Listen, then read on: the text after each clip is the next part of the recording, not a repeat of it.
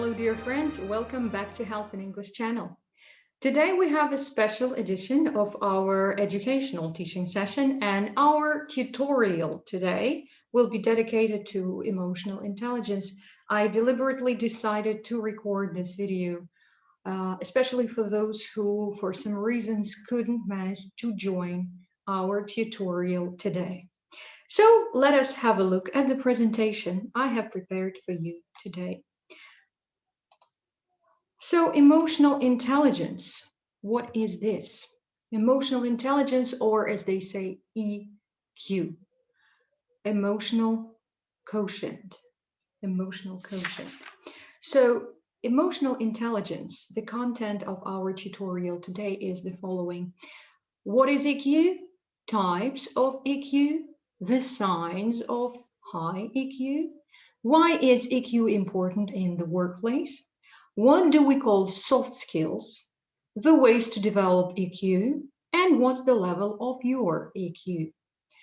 Basically, why did I start talking about emotional intelligence? Contemporary employers, they have this tendency of hiring their employees also based on their emotional intelligence. So this is a kind of a fragment or kind of a factor which is highly taken into consideration by the employers globally these days. And that's why I decided to share some information about it to, let's say, boost your awareness and to enhance your knowledge of this subject. So let's have a look. What is the notion of emotional intelligence? Emotional intelligence has been defined by Peter Salovey and John Mayer as the ability to monitor one's own and other people's emotions, to discriminate between different emotions and label them appropriately, and to use emotional information to guide thinking and behavior. So basically, this is the way you can classify and understand your own emotions and feelings, as well as, let's say, identify and recognize other people's feelings and emotions and respond to them appropriately.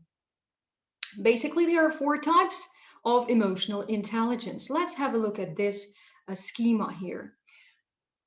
The first one is self-awareness.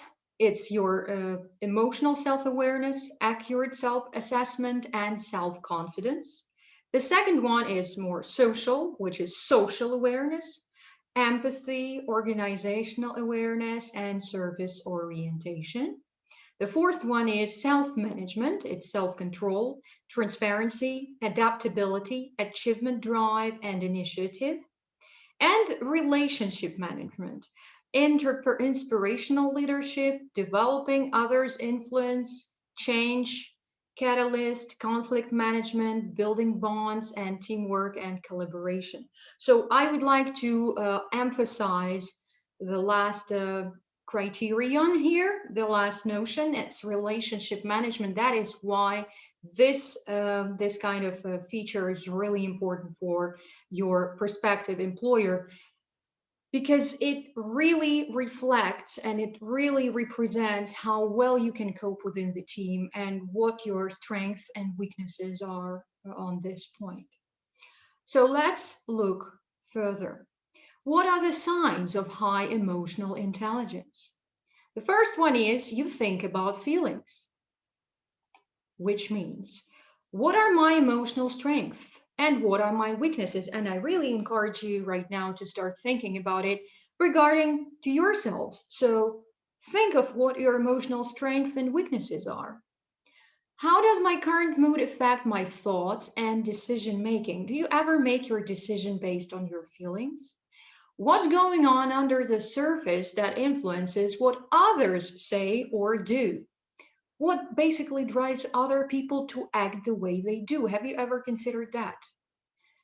The next sign is you pause. So you stop for a second. Pausing helps you refrain for permanent decisions based on temporary emotions. So basically, this is so-called, as they say, you count to 10 and then you act. You strive to control your thoughts. Quite a not easy task, quite a difficult one. By striving to control your thoughts, you resist becoming a slave to your emotions, allowing yourself to live in a way that's in harmony with your goals and values. Next one, you benefit from criticism. This is not easy to do. I would say easier said than done, right? As I always say, this very popular phrase, we hear it very often, constructive feedback. This is a little bit kind of a way to disguise the criticism itself. So you benefit from criticism. When you receive negative feedback, you keep your emotions in check and ask yourself, how can this make me better? Ask yourselves honestly, how often do you do that? Or do you jump into conclusions and start being emotional and upset when you get some criticism? So, learning how to react and getting the most out of it in terms of the positive benefit for you is one of the signs of emotional intelligence. You show authenticity. You show authenticity. What is that? Authenticity doesn't mean sharing everything about yourself with everyone all of the time. It does mean saying that what you mean and meaning what you say and sticking to your principles and values above anything else. Not a lot of people can do that in the corporate environment. I'm telling you that for sure. You demonstrate empathy. Some people have troubles with that.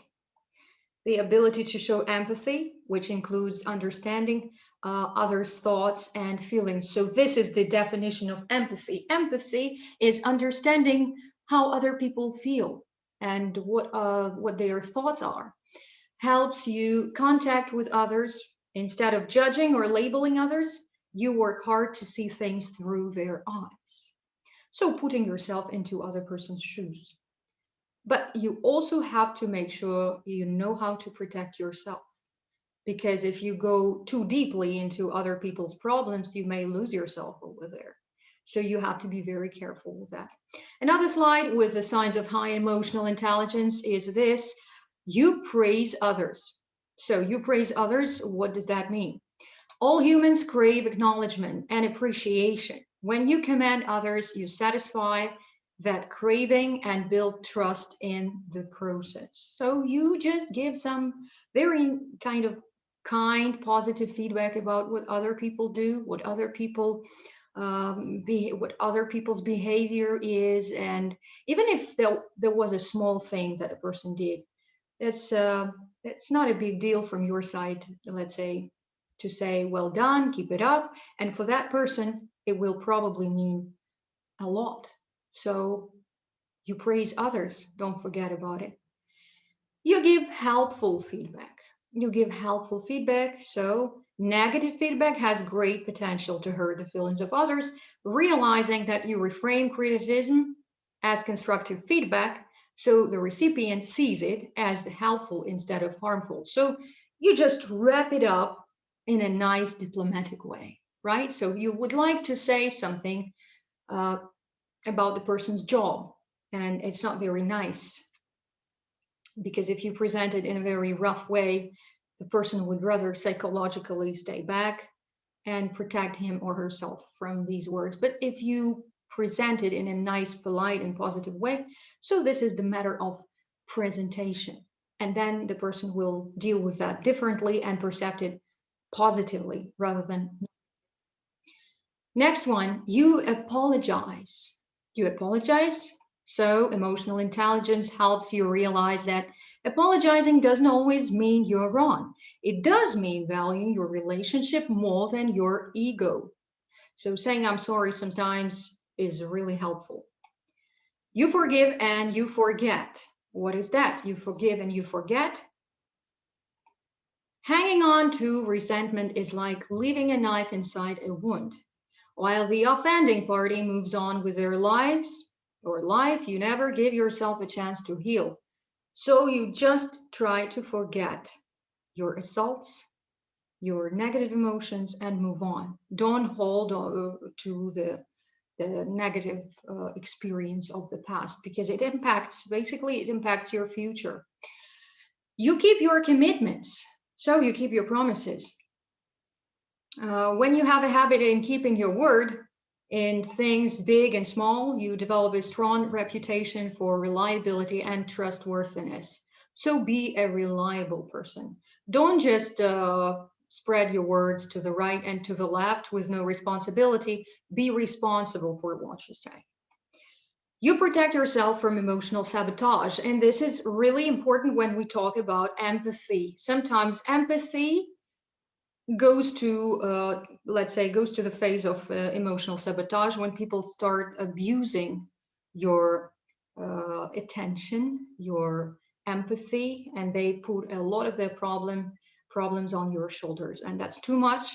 So you realize that emotional intelligence also has a dark side, such as when individuals attempt to manipulate others' emotions to promote a personal agenda for some other selfish cause. So be attentive. So why is EQ important? Why is it so important in the workplace? Let's have a look. This is a short, kind of very brief, concise picture that represents why. 90% of top performers are high in EI, emotional intelligence. Leaders with EI are more than twice as likely to be highly emotionally resilient. Managers trained in EI deliver twice the profit than those that are not. And emotional intelligence is a top predictor of high potential. PSI studies show that 7%, just 7% of graduates have high EI. We can help you identify and develop this crucial capability. The consensus that emotional intelligence is important in the workplace has grown drastically over the past few years. More and more leaders are coming to believe that an employer's EQ is more important than his or her IQ in regards to running business and managing people well. An employer has a high EQ has the ability, an employer who has a high EQ has the ability to forge relationships, understand others, make employees feel emotionally safe, and inspire loyalty. Think to yourself for a second, why is it important, in your opinion, to have a high EQ in the workplace? All these factors make emotional intelligence a precious and somewhat rare commodity in the workplace. And by the way, the question to all of you, are your colleagues or your managers, as well as your managers, in your opinion, emotionally intelligent, and how you define that? Okay, let's have a look at the next slide. And that is, what do we call soft skills? Because basically emotional intelligence, as you can see from this slide, is one of the factors that is included into the soft skills. Soft skills here, soft skills there. You hear about soft skills during your recruitment interviews. HRs are talking about soft skills. They say, okay, this guy is really technically nice, but from the soft skills perspective, not so good. And then some people are just asking themselves a question, what are these soft skills all about? So soft skills are character traits and interpersonal skills that characterize a person's relationships with other people. This is the way you deal with others, actually. This is the way you find common language and understanding with your colleagues. In the workplace, soft skills are considered to be a complement to hard skills, which refer to a person's knowledge and occupational skills, exactly what I have mentioned. So what is included into the soft skills? Emotional intelligence, team player attitude, growth mindset. So you're thinking about how to develop yourself in the future, how to help the company develop, not only yourself, but also the development of the company is important. Openness to feedback, so you're not closing yourself down, saying, I don't care what you think, I don't care what you feel, I think I'm doing things right. You're open and you're ready to listen to other people's opinion. Adaptability, so you adapt quite fast to changing environment. For example, let's say COVID-19 situation, you learn some new stuff, you learn how to work online. This is adaptability. Active listening, and it's not just nodding your head. You're listening and you nod your head. It's not that. Active listening, you show your interlocutor that you are really following his train of thought and you're asking the questions. So, asking proper questions is the major feature of active listening, and obviously work ethic. You're not discussing things which are not which are inappropriate in the workplace, right? The next slide. What are the ways to develop, actually, what are the ways to develop emotional intelligence? What are these ways? First one is be approachable and sociable. It's easy, for example, for your colleague to come up to you and ask you for a hand. Let's say if he or she doesn't understand something. You're not closing yourself down with your earphones, trying to act like you don't see anybody and you don't want to see anybody. Then utilize leadership skills. If you have them, you go forward. You use them the way you can. So you just try to be a leader. Practice self-awareness. Try to analyze what you do, what you say. This is what we call practicing self-awareness. Practice ways to maintain positive attitude. Not easy to do. It takes some work on your own selves, but it's possible. Be motivated, and it's up to you most of the time to keep yourself motivated, because what are the factors that keep people motivated? Money, promotion, right? What else? Traveling opportunities. Let's say you have a lot of business trips, but at some point of time, you get used to that and you stop being motivated. So it's up to you internally to keep yourself motivated to find these factors, right? Respond instead of reacting to conflict. I think it's quite self-explanatory. Utilize an assertive style of communicating and utilize active listening skills, the ones that we have already discussed before. So, what's the level of your EQ? And here I recommend to use the link to the test where you can identify what is the level of your emotional quotient, how emotionally intelligent you are. And me personally, I had a wonderful discovery. I'm not going to share that, but it was very unexpected. So I will leave the link in the description to this video, so you can easily click on that and access the test if you're interested. So well done, everybody. I hope you found this tutorial interesting for you and you have discovered some of the new things about emotional intelligence. I would like to read your commentaries and maybe your feedback, constructive or not, to this video. And looking forward to see you all during our next tutorials online. Don't forget to follow our Facebook page. And have a nice day, everybody. Bye-bye.